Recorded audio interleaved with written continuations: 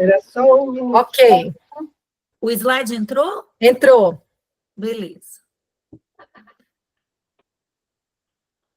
Muito bom, gente. Então, boa noite.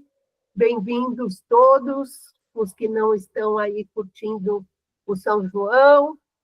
E é um prazer hoje a gente ter aqui a Ana Cristina, que é a nossa médica querida do nosso serviço e que nem sempre consegue estar aqui com a gente, mas hoje, felizmente, ela está para apresentar um caso clínico e que vai ser discutido por ela e pelo doutor Evandro Sobrosa, que é um patologista extremamente habilitado em patologia hepática. Acho que nós vamos ter a oportunidade de aprender muito com o doutor Evandro também nesse caso clínico. Então, muito obrigada pela presença de vocês. Olá, pessoal. Eu que agradeço mais uma vez, doutora Lúcia. Ainda que de vez em quando é sempre bom participar. Eu comentei sobre esse caso com a doutora Lúcia e pedi uma ajuda para o Evandro para a gente discutir, até pela questão de ser um caso que parecia não usual, né? E vamos ver aí o que a gente conseguiu juntar de pecinhas, né, de quebra-cabeça. Então, é um moço de 31 anos que veio encaminhado por uma elevação de enzimas hepáticas em exames de rotina.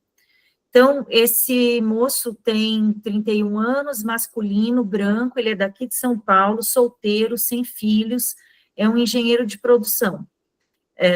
Ele veio para eu atendê-lo uns 4 dias antes dele se mudar para morar 1 ano na Filadélfia, porque ele ia fazer uma pós-graduação. E aí, ele foi fazer entre aspas, um check-up no urologista e no cardiologista, e nesse check-up ele achou umas alterações de enzimas hepáticas, assintomático. Quando ele veio para mim, ele já estava com quase tudo investigado, até porque eu vi os 48 do segundo tempo, né? Ele não tem história de icterícia, ele não tem história de prurido. A mãe que veio com ele falava que ele tinha já uma gama GT que era elevada, ela falava sempre, mas em alguns exames, e que os outros exames, as outras enzimas, fosfatase, TGO e TGP, eram normais. Não tem história de outras doenças. Ele tinha um diagnóstico de Gilbert, tinha uma digestão normal, hábito intestinal normal. De antecedente, ele tinha uma nefrolitíase, que tinha feito uma ureteroscopia no começo do ano, vinha usando o citrato de potássio, litocite, há alguns anos, intermitente, e nos últimos meses mais regular.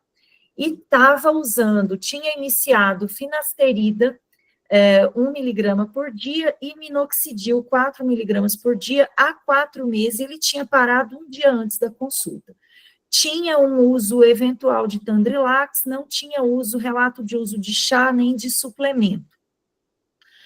De cirurgia, só uma postectomia e 2 ureteroscopias, sendo uma essa de janeiro desse ano, não tem história transfusional, não fuma, ficou faltando aqui um N, um consumo eventual de álcool e sedentário. Então, eu acho que ele realmente não usava nada de suplemento, enfim.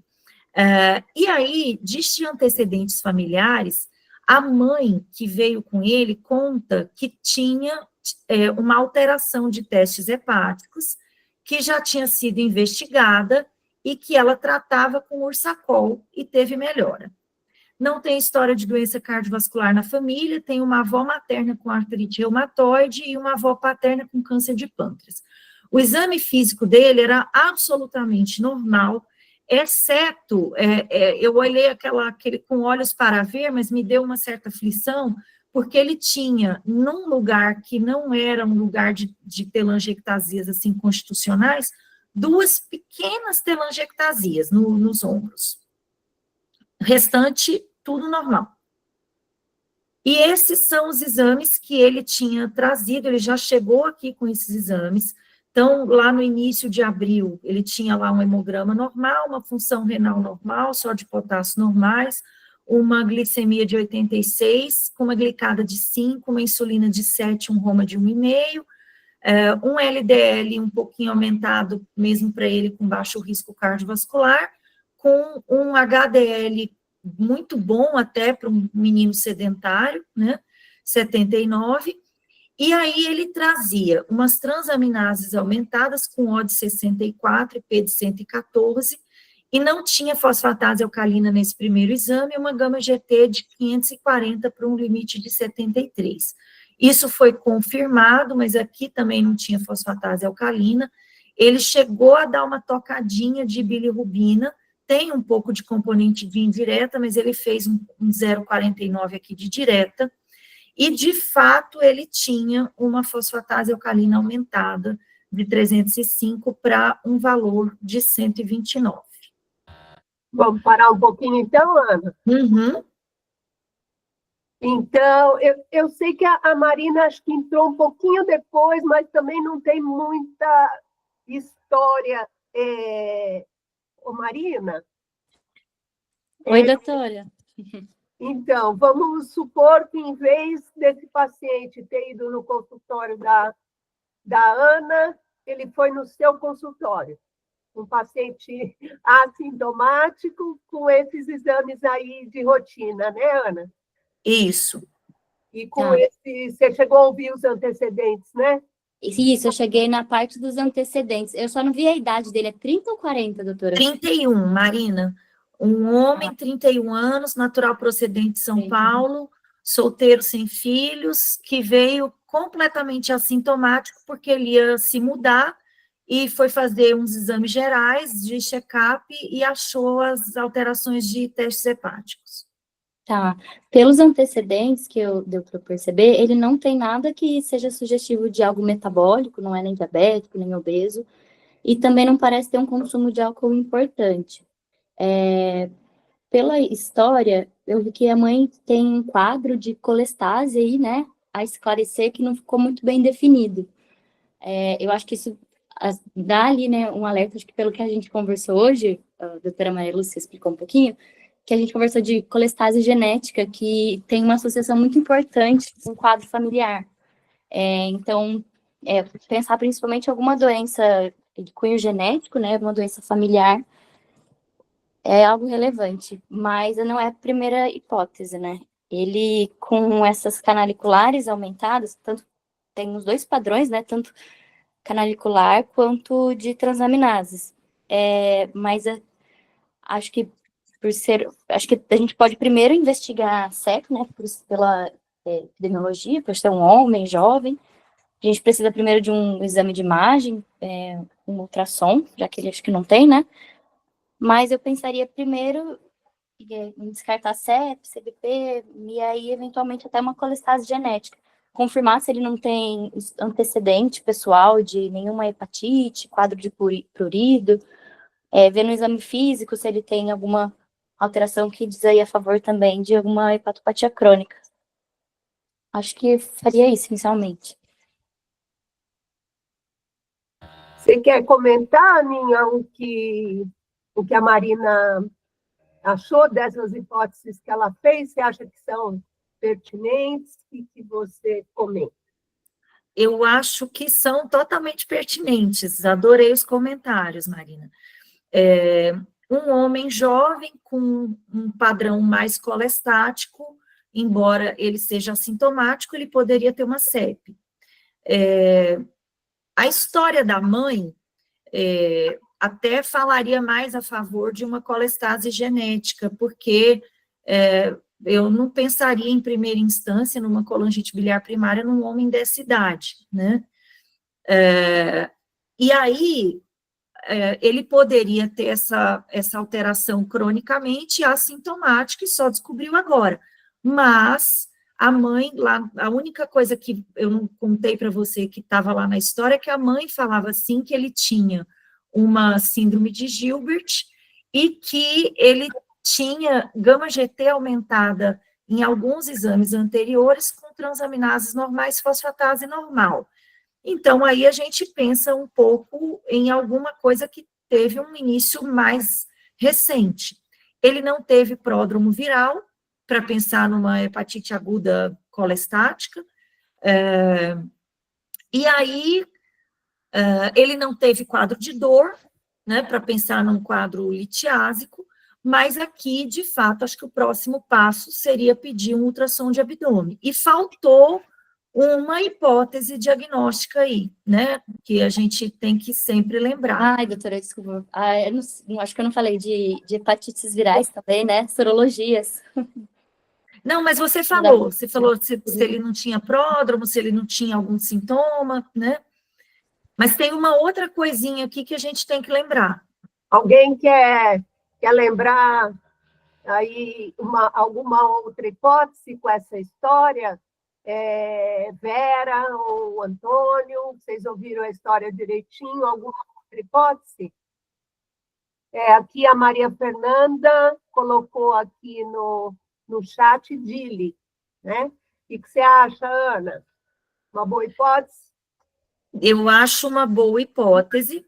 Ele usa muito pouca coisa, né? Se a gente for olhar aqui, ele tem um anti-inflamatório eventual, mas a gente sabe que anti-inflamatório pode fazer, um dos, né, das figurinhas repetidas aí de lesão induzida por droga. Ele tem o citrato de potássio, que, em princípio, não tem praticamente probabilidade baixíssima.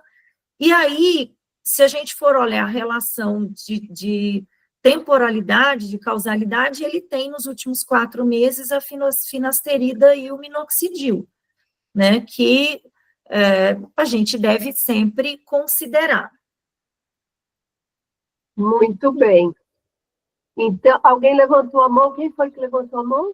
Eu, doutora. Agora eu tô pensando, eu não sei, acho que por ser homem, de 30 anos, o Wilson, a gente teria que investigar, mas é que tem uma gama GT normalmente o Wilson é uma gama GT mais baixa, né? Uma fosfatase, que geralmente é baixa. Isso é verdade, fosfatase.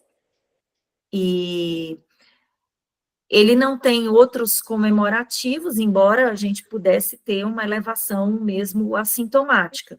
Mas, em geral, fosfatase alcalina no Wilson é baixa, né? E a lesão é mais hepatocelular, né? Exato. E a gente está mais com... Uma gama GT muito alta aqui também. Colestático, né? A esclarecer. Muito bem. Mais alguma coisa? Vamos ver mais exames, então, que a Marina já solicitou? Então, vamos lá. Então, ele fez aqui. Aqui tá, em cima está repetido, só para a gente lembrar os valores das enzimas, né? Então, aqui ele tinha uma função tiroidiana normal, um RNI normal, que se manteve normal. Inicialmente, ele não tinha aqui proteína total, gama-globulina. Ele veio com uma sorologia reagente para o anti-HAV total. Aqui embaixo a gente tem anti-HCV, que foi não reagente, todas de B não reagente, o HBS, o anti-HBC total e o anti-HBS, acabou ficando repetido aqui o anti-HBC. Perfil de ferro veio ok, né, também não era suspeito, uma saturação de transferina de 25%.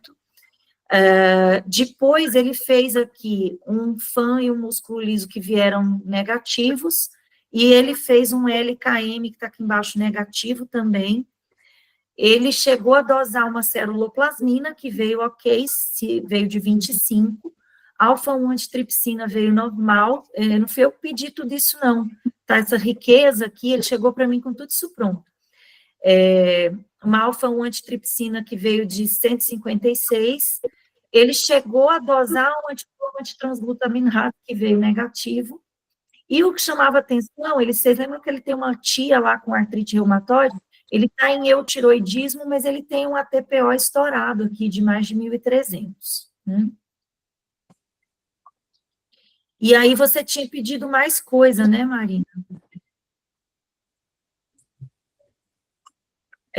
Eu já pulei logo para cá, ele chegou no meio dessa riqueza de exames, ele veio com uma sorologia de rubéola, IgG positiva e IgM negativa, e ele veio com um IgG negativo para CMV, com um IgM positivo, uma sorologia de tox negativa para IgM e IgG, e uma sorologia para EBV positiva, IgM e IgG, e dengue tudo negativo.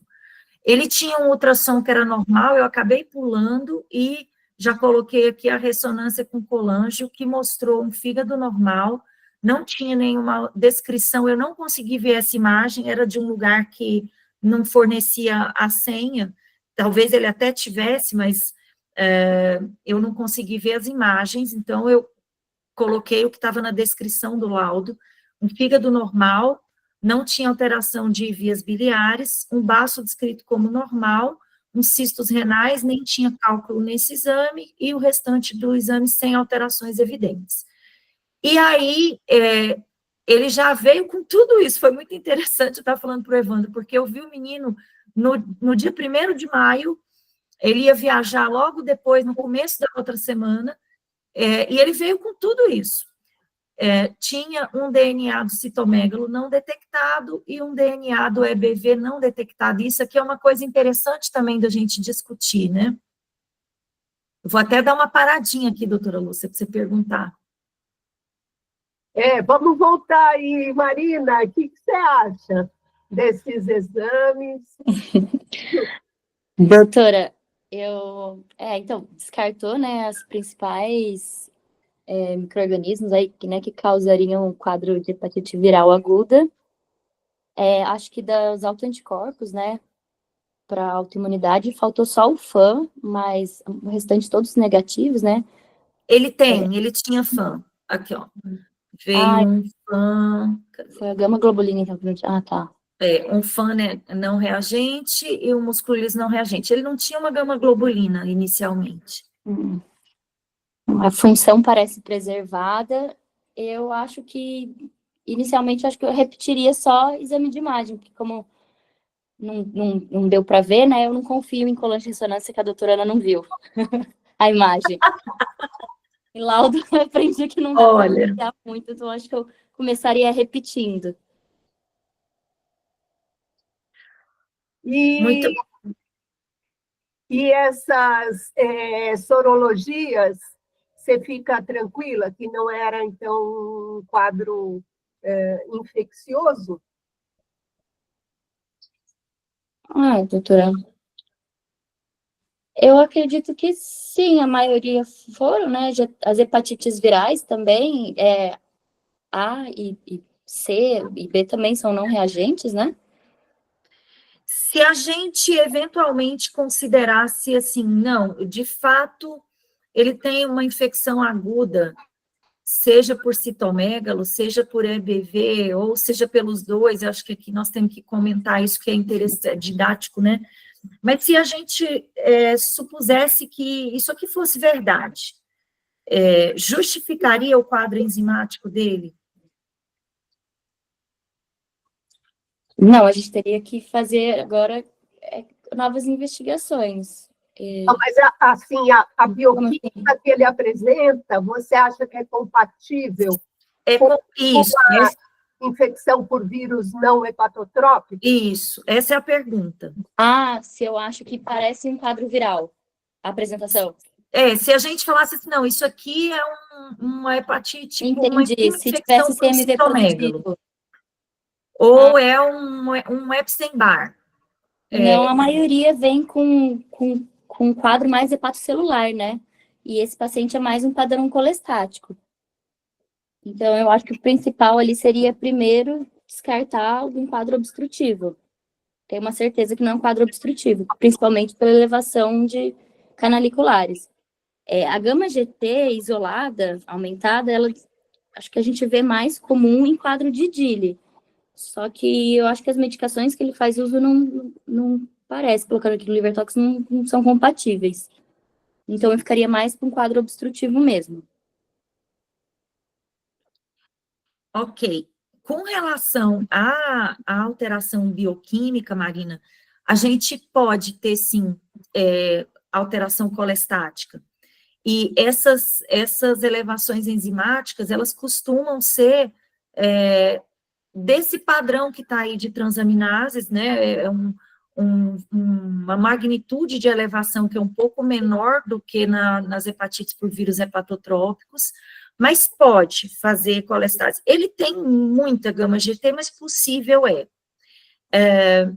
essa imagem dele, eu não repeti, eu acabei acreditando na imagem, até porque ele ele trouxe umas outras coisas que corroboraram para o diagnóstico que a gente concluiu, e eu acabei me dando por satisfeita, embora eu não tenha visto essa imagem, viu, Marina? Ontem, mesmo quando eu estava preparando o caso, eu procurei aqui para ver se tinha algum jeito de adquirir a imagem, mas não consegui. Ele tinha um ultrassom que também não tinha nada, ele não tinha quadro de dor, um ultrassom que não tinha nada na vesícula, que para ver vesícula, o ultrassom é muito bom, então eu acabei ficando satisfeita. E Ai, aí... doutora, desculpa, agora que eu vi que deu EBV positivo, né? Mas ele o veio DNA com um detectado. IgM positivo de EBV e um IgG positivo, e para citomegalo, ele veio com um IgM positivo e um IgG negativo. E vocês estão vendo aqui embaixo que ele já me trouxe o DNA, né? Tanto do CMV quanto do EBV, não detectado. Inclusive, a pessoa que solicitou tinha pedido um teste de avidez, mas eu recebi esse resultado. Ele tinha um teste de avidez para um dos dois, eu já não lembro qual foi, acho que era para citomegalo, e obviamente não deu para fazer o teste de avidez. E aí, se a gente tem um DNA não detectado dos dois vírus, o que a gente vai imaginar dessa positividade aqui, conjunta do CMV e do EBV?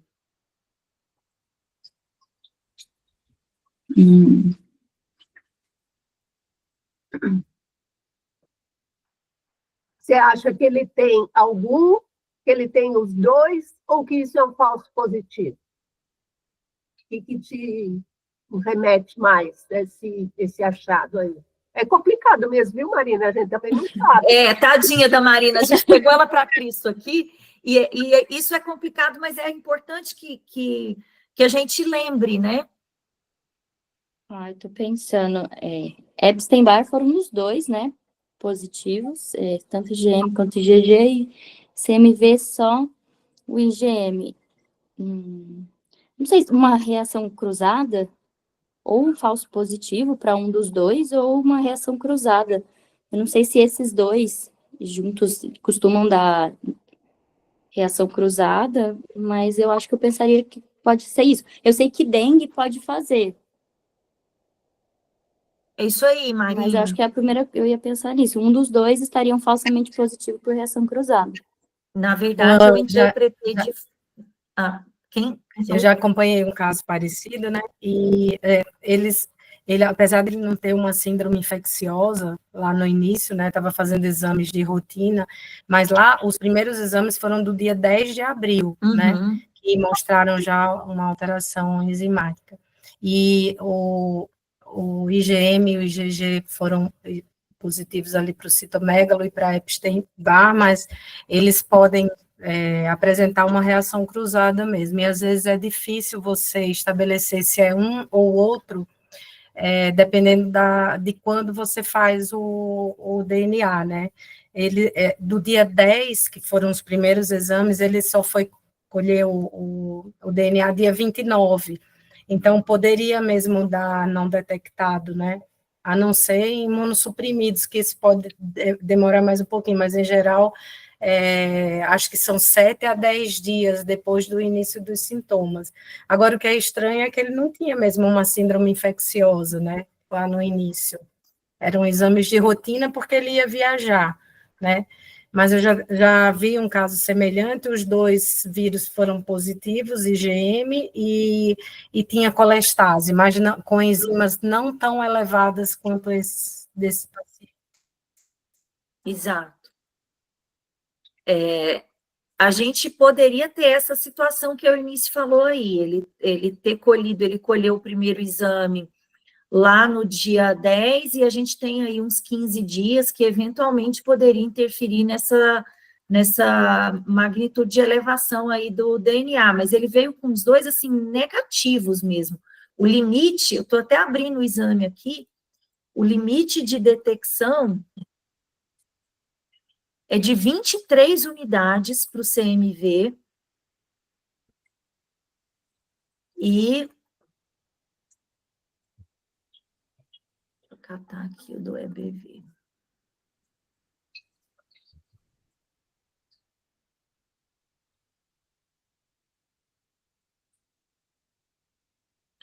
E do EBV, menos de 20, tá? E aí, a única coisa que não deu para fazer é que ele tinha um IgG positivo do EBV, e a pessoa que pediu um teste de avidez do CMV, mas não ia dar para fazer a avidez do CMV porque o IgG era negativo, então não tinha como, né? Que era um jeito da gente tentar diferenciar isso aqui. Eu acho que essa situação que a Eunice colocou, ela era possível, embora eu não acho que ela fosse nada provável, porque se eu imaginar que uma pessoa que ainda tem alteração laboratorial, numa infecção que é subaguda, ele já negativar o DNA, eu até interpretei como um falso positivo. Eu acho que é a hipótese mais provável, né, Ana? Eu acho que aqui tem dois conceitos assim que é interessante a gente ter, que essas sorologias de IgM, particularmente, elas induzem muita reação cruzada. Isso. Porque a hora que você faz o teste, a maneira de fazer o teste, ela meio que induz a ocorrência eventual de reação cruzada, porque primeiro você captura toda a IgM do soro, e aí você vai ver contra o que aquela IgM está reagindo. E, às vezes, então, você pode ter uma reação a mais de um vírus, e aí acaba criando essa reação cruzada. Uma reação inespecífica, por exemplo, contra o CMV, e uma reação mais real contra o EBV. Então, aí dá uma reação cruzada. Com vírus hepatite A, isso é muito comum acontecer. Reação cruzada quando você tem IgM do vírus A, né? Então, aqui realmente fica difícil, mas é bom a gente ter em mente isso, que sorologia de IgM, a ocorrência de reação cruzada não é um fenômeno raro. E o outro conceito, que é esse que a Ana levantou, que é a possibilidade da gente fazer teste de avidez para saber se a infecção é recente ou para saber se a infecção é antiga. Então, não sei se todo mundo é familiarizado, mas o que é um teste de avidez? É você saber o quanto aquela IgG que você tem, ela é ligada ao seu antígeno.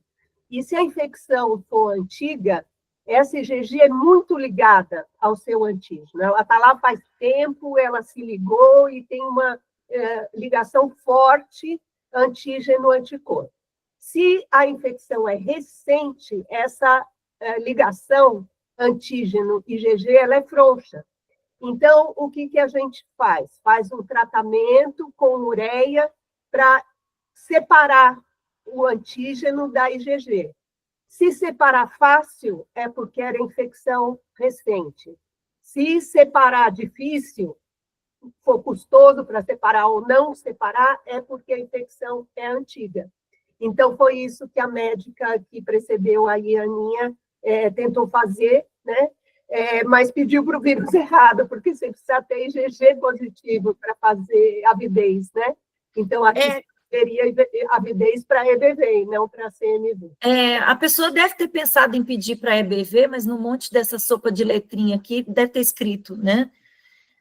porque para eles saber que tinha que pedir, né?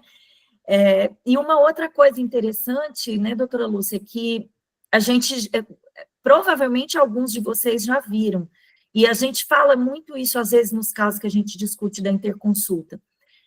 Não é a nossa hipótese aqui, por vários motivos, mas é muito comum a gente ver reação cruzada fazendo esse falso positivo em estados de hiperativação imune. Então, assim, em pacientes com hepatite autoimune, no flare da hepatite autoimune, já não foi uma, nem duas, nem três, nem quatro vezes que a gente já viu, sai positivo IgM para tudo que é lado. E, em geral, aparece assim, CMV e EBV, tóxio e EBV, por conta de uma ativação policlonal. E como a doutora Lúcia falou, a metodologia pega aquele tantão de IgM, às vezes você tem uma hiperativação imune e sai um tanto de IgM reagindo contra um tanto de antígenos parecidos. Exato. Então, quando eu vi isso aqui, eu até pensei, gente, será que o que esse menino tem está ligado a alguma hiperestimulação do sistema imune? Não parecia muito, porque era o padrão colestático, né, que a gente já discutiu aqui as possibilidades, e não seria muito padrão. Mas continuei com a minha hipótese do falso negativo, do falso positivo, desculpa. Podemos passar, doutora Lúcia? Podemos, vamos em frente. E aí, eis que foi muito engraçado. Eu falei, nossa, mas você já chegou aqui com a entrada para a principal e a sobremesa. Eis que a gente já comentou aqui, né, as hipóteses diagnósticas, esse significado clínico da positividade, e alguém pediria algum exame adicional para esse paciente? Então, agora vamos passar a bola para o Antônio. Antônio, o que você pede de adicional nesse momento? Oi, boa noite. Oi, professora, boa noite. Bom, acho que a gente tem até agora, no momento, paciente com uma aparente colestase clínica, né? Bioquímica, na verdade, sem, assim, um quadro autoimune, não, aparentemente não é, não parece ser um quadro infeccioso, por tudo que a gente já comentou, não tem uma obstrução, não tem uma alteração em colangio-ressonância, que também sugira alguma coisa. Eu acho que estaria na hora da gente pensar numa biópsia hepática para ele, né? Para avançar nesse diagnóstico, pensando que ele tem uma colestase, um colangio normal, autoanticorpos negativos, sem nada infeccioso, sem dilatação em vias biliares. Eu acho que a gente não vai conseguir não fazer uma biópsia agora para ver, será que ele, não parece ter nada medicamentoso também na história, né, pelo que foi comentado, não parece ter nada, ele tem um padrão mais canalicular, não parece ter nada cardíaco, pensar em bloqueio de fluxo, em alguma outra coisa dentro desse sentido. Boa lembrança, não tem nada de história, menino novo, não tem doença, não tem nada de exame físico, boa lembrança. Eu acho que eu só queria tentar ver melhor essa questão da mãe, de fato, qual é essa doença, que ela até usou Ursacol, né? Então, acho que é uma coisa que precisaria tentar investigar um pouco mais, mas acho que já estaria pensando naquela sequência de investigação de colestase, acho que está na hora da biópsia, né? Muito bem. Alguém pergunta se foi feito o HIV, a Noelle perguntou. Foi sim, eu não coloquei aqui, mas ele tinha um HIV que era negativo. Ok. Então, Aninha, o que você achou desses comentários do Antônio? Você partiria, ou partiu já para a biópsia hepática? Você fez alguma coisa antes? Como é que você conduziu? Eu vou dizer para vocês o seguinte, o Antônio pediu, o Antônio terá. Essa biópsia não fui eu que pedi, quando ele veio para mim, o Wagner, que é meu colega, que é cirurgião, me ligou e disse que a pessoa que tinha visto tinha pedido, e que talvez não saísse o resultado quando ele veio em consulta, mas quando eu fui checar, o resultado já estava pronto. Então, assim, não fui eu que solicitei, mas eu teria solicitado, como o Antônio já disse aí, eu acho que as possibilidades de investigação laboratorial e radiológica a gente já tinha esgotado, né? Então, vamos pedir o auxílio do universitário Evandro. Eu vou compartilhar minha tela aqui, pessoal. Deixa eu ver.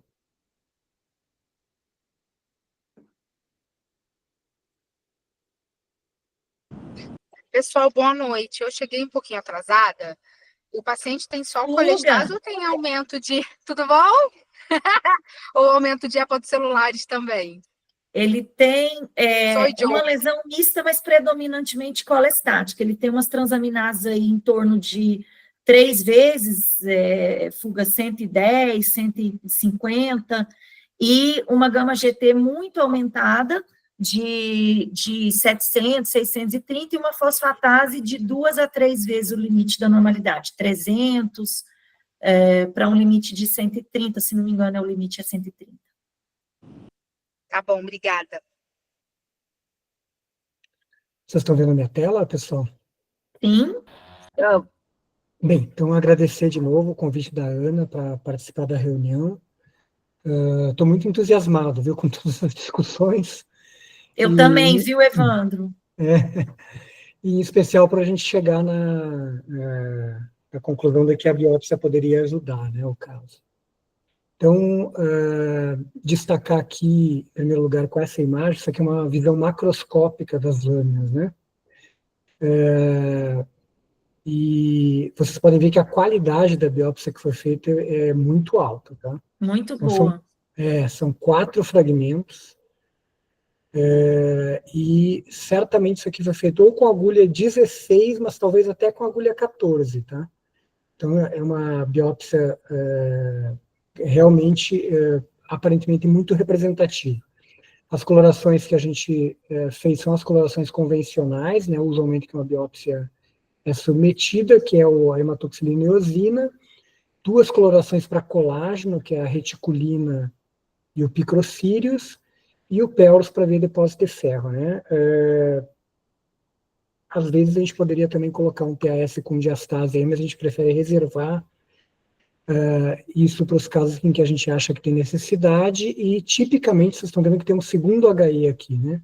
Então são tiradas essas primeiras 4 lâminas, e no final tira mais um HE, lembrando que a biópsia hepática é uma visão bidimensional de um cilindrinho que na verdade é tridimensional, então são fatias, né? E eventualmente eu posso, nesse HE, depois de tirar todas as colorações, ver algumas alterações adicionais, então é importante seguir essa rotina. Com uma biópsia hepática tão boa, a gente tinha representação de 22 espaços porta, essa aqui é uma visão já no microscópio, em pequeno aumento, da coloração pelo picrocírios, que cora o colágeno em vermelho, então a gente está vendo aqui alguns espaços porta e algumas veias centrolobulares, são 2 daqueles cilindros, estão aparecendo nessa imagem, então mais um espaço porta, mais alguns espaços porta aqui embaixo, mais algumas veias centrolobulares, e o que a gente já percebe nesse aumento, e com essa coloração, é que a arquitetura do fígado está absolutamente preservada, né? Então, uma arquitetura lobular com a distribuição absolutamente normal. Em maior aumento, a gente pode adicionar que, além da arquitetura estar preservada, que não tem nenhum grau de fibrose portal, né? Então, a gente vê os espaços porta, aqui tem pelo menos 3 deles nessa imagem, com esses limites que são completamente lisos, né, regulares. E isso mostra que mesmo uma fibrose discreta não está presente. Então, não tem nenhum grau de fibrose portal, visto aqui mais de perto, né, a regularidade do contorno do espaço porta. Quando a gente tem fibrose portal, esse contorno fica irregular.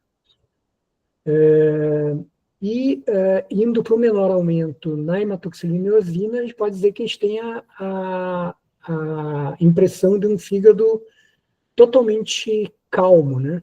Então não tem nenhuma agitação no fígado, não tem nenhuma inflamação, e a impressão inicial que a gente tem ao colocar é que é um fígado normal, né? E, na verdade, esse é um dado importante, tá? Nesse caso, para o patologista, né? Aqui eu não tenho outros colegas patologistas, mas quando a gente tem essa impressão de fígado normal à primeira vista, algumas possibilidades diagnósticas sempre podem vir à mente, né?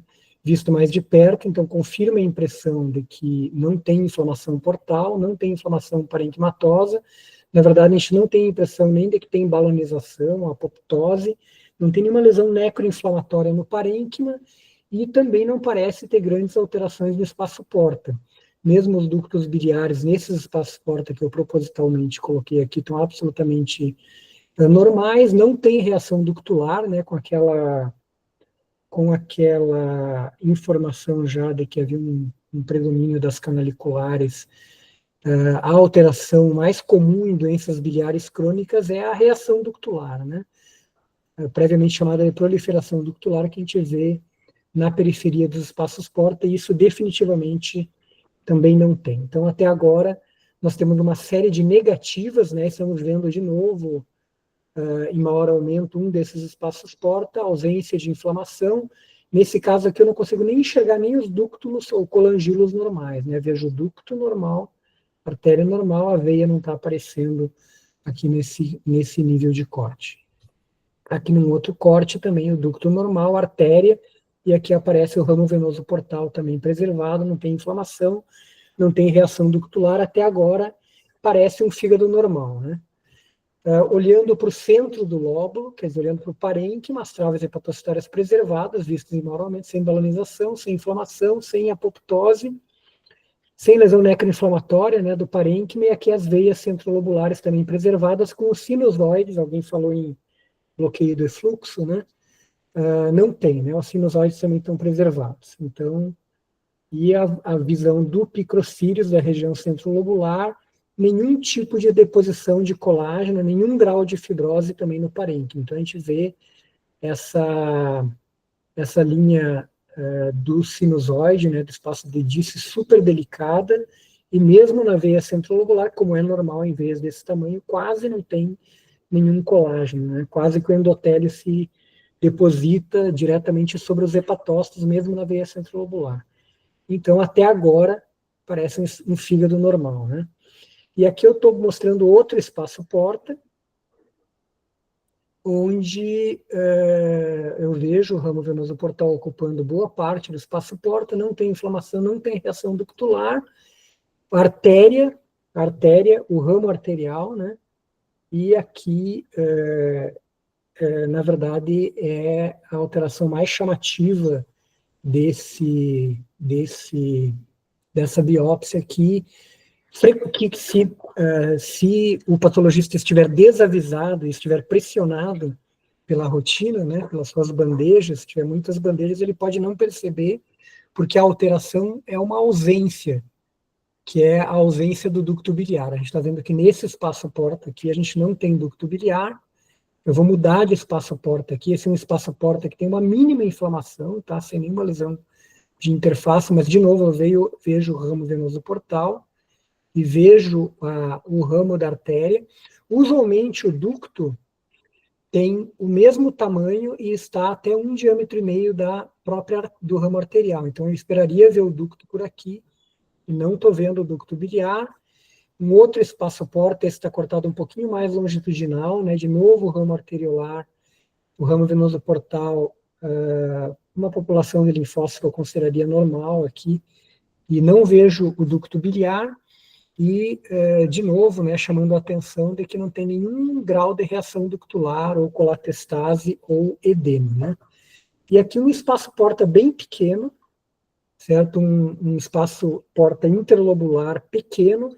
De novo, eu tenho aqui o ramo venoso portal, tenho o ramo arterial, mas não vejo o ducto biliar.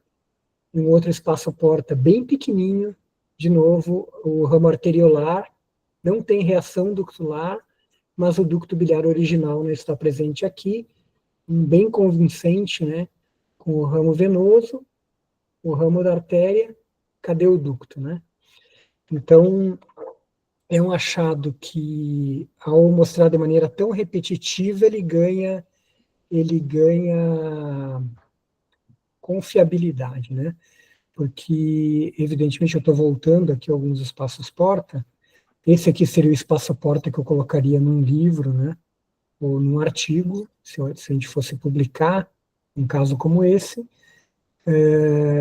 porque eu consigo ver claramente, né, o ramo arterial, o ramo venoso e a ausência do ducto, mas isso se repete em muitos espaços porta, né? Então, isso dá confiabilidade para o achado, já que um que outro espaço porta no fígado normal, eu posso não conseguir ver o ducto por questões de corte e tridimensionalidade desses espaços porta. Mas ainda tem um achado adicional, tá? Então, na verdade, a gente era uma representação de 22 espaços porta, e em 12, em 11 deles a gente não via ducto biliar. É um número grande, tá? Para não ver ducto biliar. Mas nos espaços porta que a gente via, com raras exceções, que foram os primeiros espaços porta que eu mostrei para vocês, a gente vê o ducto biliar, mas vê um ducto biliar que é alterado. Então aqui, o ducto biliar normal, ele tem um aspecto que lembra um colar de pérolas. Os núcleos do ducto biliar estão dispostos regularmente, né, em termos de espaçamento, e aqui a gente vê que tem uma área que eles estão meio empilhados, e aqui uma área em que está faltando ducto, está faltando núcleo, né? Então isso é talvez a alteração mais clássica do que a gente chama de alteração degenerativa do epitélio ductal, que é essa irregularidade da disposição dos núcleos. E a gente volta a ver aqui no outro espaço porta, que também está minimamente inflamado, está quase nada é difícil de distinguir da população linfocitária normal, mas, de novo, a gente está vendo o ducto biliar, só que com bastante despolarização desses núcleos. Então, tem uma alteração degenerativa do epitélio ductal muito clara. Aqui chega a ter os núcleos, em vez de ser redondos, alguns deles são alongados, né?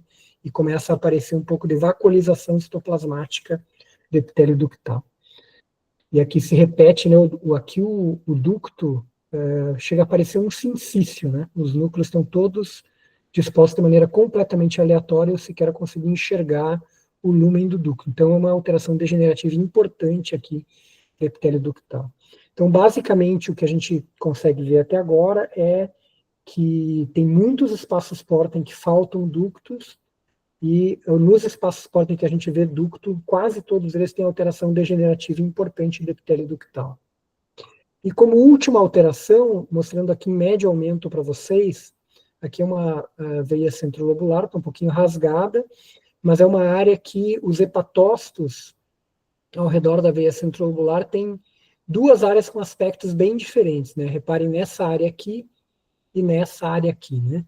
Isso aqui é um aspecto normal, tá? Dos hepatócitos, onde eles têm esse citoplasma heterogêneo, porque a gente consegue, na microscopia óptica, enxergar a heterogeneidade citoplasmática que é dada pela variabilidade de organelas que a gente tem dentro dos hepatócitos, né? Mas agora reparem que nessa área aqui eles têm um citoplasma muito homogêneo. Aqui visto em maior aumento, né, o aspecto normal, essa heterogeneidade do citoplasma hepatocitário, e aqui esse aspecto muito homogêneo que na verdade é chamado de aspecto induzido, né? Indução do citoplasma de hepatócitos, que é uma alteração comum, né? Quando o fígado está sob ação medicamentosa. Não é uma lesão importante, muitas vezes pode estar associado com alterações discretas de enzimas hepáticas, pode tanto transaminases quanto canaliculares, usualmente alterações discretas, não tão importantes como as que a gente está vendo nesse caso, mas que, quando a gente olha isso aqui na microscopia eletrônica, basicamente é uma proliferação do retículo endoplasmático que ocupa todo o citoplasma e rebate as organelas para a periferia dos hepatócitos. Então, o que a gente está vendo é esse reforço de membrana, porque são as organelas todas dispostas junto da membrana.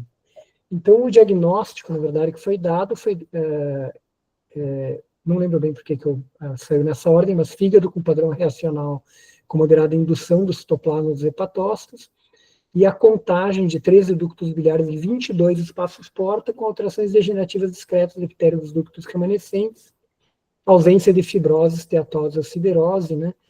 E a gente pode discutir um pouco isso, mas, então, isso aqui, aparentemente, o que parece que a gente está tendo uma lesão ductal importante, que está a um passo de ter um diagnóstico de uma doença ductopênica, né? Na verdade, se um desses ductos a mais não tivesse ducto biliar, o diagnóstico teria sido de doença ductopênica. Mas certamente é uma lesão importante do ducto biliar, que está evoluindo para uma doença ductopênica, e esse padrão de doença ductopênica, sem nenhuma outra alteração acompanhante, em adultos, a causa mais frequente é medicamentosa. Então, foi posto, eu tenho por conduta fazer isso, né, apesar de que existem, sim, outras possibilidades, mesmo com esse tipo de alteração, de longe, em adulto, a etiologia mais comum para esse tipo de alteração, sem outros comemorativos histológicos, evidentemente não é a causa mais comum de ductopenia em adultos, mas é a causa mais comum de ductopenia com esse padrão em adultos, e por isso foi sugestiva a investigação de uma lesão tóxico-medicamentosa. A apresentação era simples, mas era isso que eu tinha para vocês, pessoal. Não, maravilhoso, Evandro. Muito bonito. E aí, Aninha, o que você fez, o que você pensou? Você atribuiu isso a quê? Dos medicamentos que ele estava usando? Então, vamos lá. Apenas destacando, viu, Ana, que eu, na verdade, nem sabia dessa história da mãe aí, que eu não entendi direito como explicada tá. Né? Então. Mas mesmo assim, eu primeiro iria para esse lado. Pois é. A mãe disse que tinha uma doença cujo nome ela não sabia, que ela já tinha feito biópsia hepática e que ela usava Ursacol. E eu perguntei, é colangite biliar primária, é colestase genética? Não, não é colangite biliar primária, e eu já fiz um teste genético. Inclusive, eu fiz um teste genético. Então, o que eu imaginei, e eu até pedi para a mãe me mandar depois o teste genético dela, eu vou mostrar aqui, é que esse menino poderia ter uma colestase medicamentosa, que provavelmente potencializada por ele ter alguma heterozigose, né, para alguns daqueles genes, né, transportadores aí, ou cotransportadores de membrana. Deixa eu colocar aqui de novo, que eu fui olhar.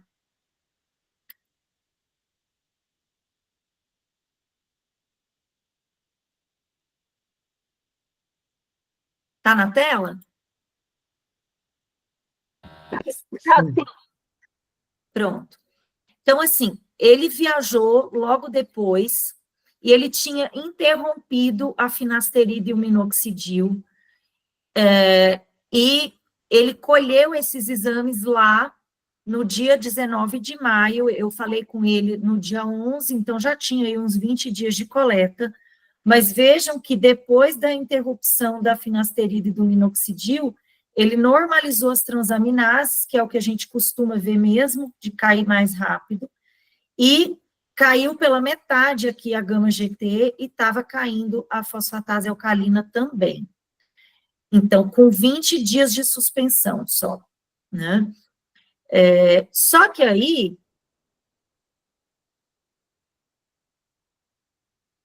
esse slide aqui ficou sobrando, a gente vai procurar, a Marina já tinha dado uma olhada lá na hora que ela estava falando, eu fui procurar minoxidil no LiverTox, e até por isso que eu liguei para o Evandro, porque eu tinha dado uma olhada, a descrição da biópsia parecia de medicamentosa, e quando ele não tomava mais nada, é um menino que, de fato, não é aquele malhador que vive tomando suplemento, não tem doença crônica, o cara, cabeça no lugar, não parece estar ocultando nada de medicação que está tomando. E aí, quando eu fui olhar, tudo bem que a atualização não é muito recente, mas a probabilidade de lesão clinicamente significativa, isso aqui está em itálico, porque é exatamente o texto do Livertox, né? Então, a gente pode ter uma elevação de aminotransferases durante a terapia com minoxidil, mas isso não é comum. Décadas de uso e não foi implicado em casos convincentes de lesão hepática clinicamente aparente. Foi relatado rash, necrólise epidérmica e Stevens-Johnson, depois da terapia do minoxidil, e aí eu fiquei pensando aqui naquela questão da positividade dos IgMs por uma estimulação imune, uma reação de hipersensibilidade, mas esses casos publicados não tinham lesão hepática concomitante, lesão hepática marcada.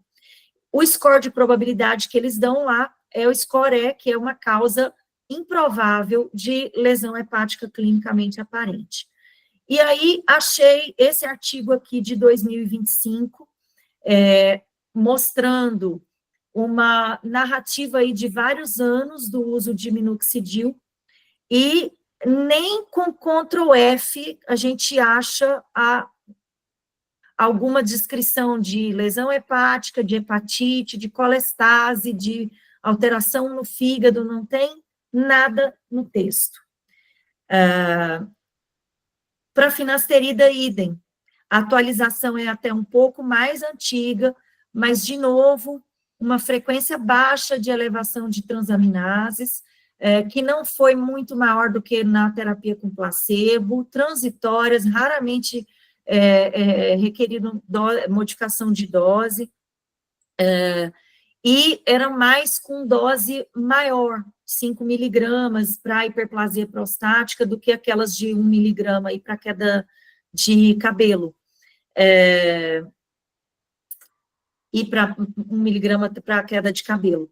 E aí, relatos de elevações transitórias, mas também nenhuma clinicamente aparente, de novo, score E.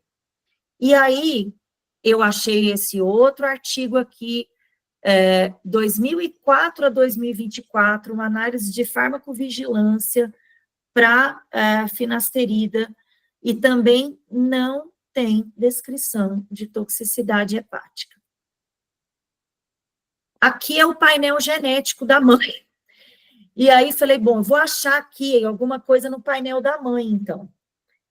E não foram encontradas variantes de significado patogênico aqui em cima, e nem variantes de significado indeterminado. Lembrando que o painel para 67 genes, e aqueles que a gente procura mais comumente, ABCB11, ABCB4, ABCC2, a gente tinha aqui CFTR, não tinha nada, tá? Então, eu não sei qual é a doença da mãe, depois eu vou tentar entrar em contato com a pessoa que acompanha a mãe, para ver o que foi, o que tinha na biópsia e tal. E a impressão que eu fiquei, embora a gente não tivesse esses alelos aqui no teste da mãe, o menino não fez, era de que ele pudesse ter algum alelo, não sei qual, que pudesse potencializar uma lesão medicamentosa, né? Isso já tem, esse artigo aqui é bem legal, é uma revisão de colestase medicamentosa, só sobre colestase medicamentosa, e aí eles colocam aqui, né, os fatores de risco, os achados de alterações genéticas ou de alelos do HLA que pudessem predispor a uma maior frequência de colestase induzida por droga, né, e aqui várias casuísticas. Eu fiquei com essa impressão, mas, assim, um caso que está meio etéreo ainda, porque a gente nem achou nenhum alelo na mãe, o dele eu vou tentar pesquisar quando ele voltar aqui, ou mesmo lá, parece que ele tem acesso a plano de saúde lá, e também as drogas não tem muita muita probabilidade. O que eu imaginei se fosse, e aí ele me fez a pergunta, que foi aquela, doutora Lúcia, ele falou, escuta, eu estava me dando muito bem com a questão do cabelo, eu poderia tentar voltar a usar um? Eu falei, olha, eu não liberaria, não teria coragem de liberar, ele fez uma lesão importante, né, como diz o Evandro, estava a um passo da gente considerar a ductopenia, a gente tem a possibilidade de uma reexposição fazer uma lesão mais grave, e o que é pior ainda, o menino está lá a 100 mil quilômetros de distância, embora ele já tenha arrumado um médico lá, um hepatologista que vá acompanhá-lo. Mas eu imaginei, dentre as duas drogas, como a finasterida é um bloqueador da 5-alfa-redutase, lá interfere com metabolismo de testosterona, eu até fiquei pensando que podia, mais naquela linha da questão hormonal e tal, e das colestases, eu até fiquei pensando que podia ser mais da finasterida do que do minoxidil, mas eu estou no ar ainda. O Evandro, agora eu queria até perguntar para o Evandro de novo, porque ele disse que iria perguntar em alguns grupos aí, se alguém já tinha visto, Evandro, e alguém te deu algum retorno? Não. Com esses dois medicamentos, Ana, eu submeti no grupo da Lennec Society, né? Que é um grupo de patologistas hepáticos de universidades ao redor do mundo. E ninguém teve caso com esses dois medicamentos, não. Eu acho assim, a biópsia hepática, ela pode, pelo menos, aí, excluir muitas coisas, né? Outras doenças biliares mais comuns, que até podem cursar com ductopenia, mas que estão acompanhadas por outras alterações também. Então, certamente, a CEP e a CBP, com essa histologia, estão completamente descartadas, né? Não tem nada de inflamação, né? Zero. Reação ductular, né? Porque são doenças que progridem para a ductopenia tardiamente, né? Na evolução. Então, ela já tem o resto do quadro histológico estabelecido quando fazem ductopenia. As doenças genéticas, as mais comuns que a gente conhece, né? Como as diversas PFICs, também a ductopenia não é comum, evolui para ductopenia, e quando evolui para ductopenia também é tardiamente. Então, apesar de que eu acho muito interessante essa sua ideia de, eventualmente, ser alguma mutação que está sensibilizando a hepatotoxicidade ADILI, né? Mas assim, um quadro convencional de PFIC realmente não parece ser, né? Lógico, eu acredito que vocês devam ter a mesma experiência que eu, né? Eu acho, sim, que lógico que esses dois candidatos, ainda mais com esse dado que você me mandou hoje, de que baixou um tanto as enzimas dele, né? Vamos torcer para continuar baixando, porque aí eu acho que também a gente vai conseguir relacionar com o fato dele ter parado de tomar, né? Sim. E aí eu acho até que a gente poderia alimentar o livre tóxico, assim, Olha, eu pensei também, viu, Evandro? Eu vou conversar com ele novamente, provavelmente daqui umas 3 semanas. Eu vou dar uma repassada com ele de outras medicações, porque remédio, a experiência nossa é que, às vezes, lá pela 5ª vez que você está perguntando, aparece alguma coisa. Era né? isso que eu ia dizer. E várias vezes, lógico, sempre as coisas também não alopáticas também é o mais comum do paciente não lembrar, vamos dizer, né? Sim. Então, ele não várias tem cara coisas que a pessoa acha totalmente inócua, né? Exato. Mesmo nós achamos inócuo. Exato, exato. Então, assim, eu vou dar uma repassada, dada a baixíssima probabilidade com essas duas drogas, para ver se a gente não acha um candidato, né, um suspeito, mais suspeito do que esses aí, né, mas se de tudo uma coisa que me incomodou, e que eu fiquei pensando se de fato ele poderia ter alguma heterozigose para alguma coisa, era muito sutil, gente, mas no dia que eu examinei, que eu vi as 2 spiderzinhas muito pequenininhas, discreto, mas no ombro, não é lugar, o menino é bem clarinho, mas não é lugar da gente ver telangiectasia constitucional, aquilo me incomodou um pouco, e me incomodou muito na hora que ele perguntou se podia reintroduzir, porque eu realmente tive medo. Eu vou procurar, Evandro, de outras medicações, E eu acho que se a gente, de fato, não achar, eu acho que nós podemos alimentar o liver tox. Exato. Muito interessante, Aninha, muito legal o caso, e muito preocupante, né? Porque ductopenia é uma situação que a gente não gosta de ver, né? E ter algum fator que possa fazer isso progredir, cria um prognóstico por esse menino muito ruim, né? Então, Então, eu acho que você fez bem em achar que não fica careca, mas não vai reintroduzir essas medicações, porque é isso que Evandro falou, você tem um elemento a mais aí, que foi suspender as medicações e ter uma exatamente. regressão, né, pelo menos enzimática aí do quadro. Então, difícil saber qual foi Difícil saber qual foi. e muito difícil querer apostar em reintroduzir uma ou outra, né? Muito, muito difícil. Eu Né? acho Porque as duas são pouco prováveis, e outra, se fosse uma outra medicação que ele está usando, essa relação temporal da suspensão das duas e a normalização, se ele tivesse usando intermitentemente qualquer outra coisa, aí nós não temos relação temporal, e para essas duas nós temos, com a suspensão. Né? exato. É isso. Então, se você fizer, por acaso, a avaliação genética, conta para a gente. Contarei, com certeza. E conta a evolução enzimática aí, se continuou caindo, muito bom. Ele está na Pensilvânia, né, Ana? Está na Filadélfia. Na Filadélfia. Ele conseguiu contato com aquele médico lá que eu te passei? Não, ele passou com um outro, era tá. o Rajender, né? É. Ele passou com um outro,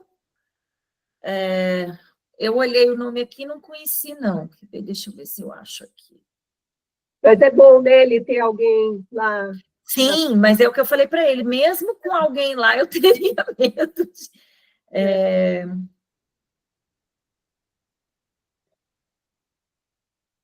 não tem o nome aqui da pessoa que solicitou. Ah, não, tem sim. Tem sim. É provavelmente alguém de ascendência que deve ser indiana. Ele me falou que era um homem, mas Shosh, não sei o que, Levi. Enfim. Muito bom. Então é isso, gente. Só temos aí a agradecer a Ana por trazer esse caso super interessante, ao Evandro por ter mostrado essas imagens aí e reforçado, né, que qualquer patologista desavisado não ia ver aquelas coisas que ele viu, né? Exato. É geral, é um fígado normal, então realmente reforça que a gente tem que ter ao nosso lado preciosos patologistas para nos ajudar. Muito legal. Exatamente. Então é isso aí, gente. Vamos Evandro, falar. Alguém muito obrigada, viu? Obrigado eu vou te dar vocês. Estou muito retorno, viu, contente para de falar com participar. ele. Vou esperar. E parabéns pela reunião, muito boa. Muito interessante, toda a dinâmica muito interessante. Obrigada, Evandro. Esperamos contar com você em outras oportunidades. Se vocês chamarem, eu venho. Lá no YouTube. Boa. Tchau, tchau, pessoal. Valeu, gente.